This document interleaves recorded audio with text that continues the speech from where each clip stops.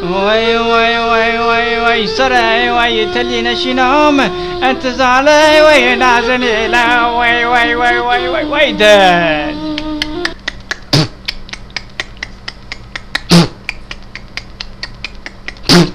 سخ میگه کم تلن سر قضا بالا از کجا خورده یه واشتره میاسه چه میکنه بیا بگذار سر کادم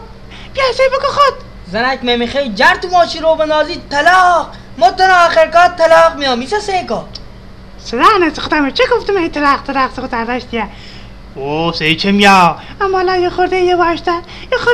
پیشم پاک لاره سی گل ورد سی بکن بیا او سی مونیا هر کی نمیخوا یلا پیاده بابو یلا پاپا هیچ اونه یه خورده یه واشتر باید قلبم درده او الان سیتون میگم یه دنده ای بزنن که پاکتون تو خودتون برینی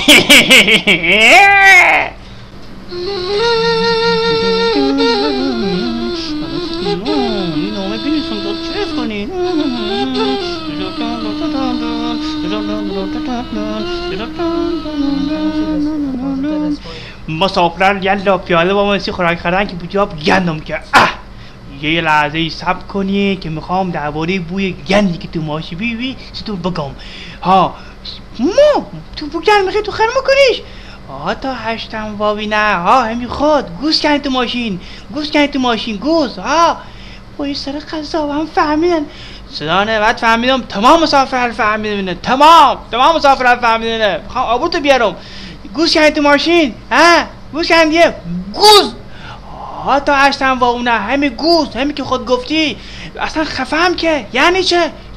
تو ماشین جای کارله یا تو دستشویی یعنی چه سر قضا سیکو الان سید میگم زنگ میزنم سرده که بیا بکنه تو گونی بیاره تو گونی ها تو گونی خدا را شکرت میکنم محمد گوزو هی راننده گوزو هی شوفر گوزو هی معاونت رسوایی گوزوها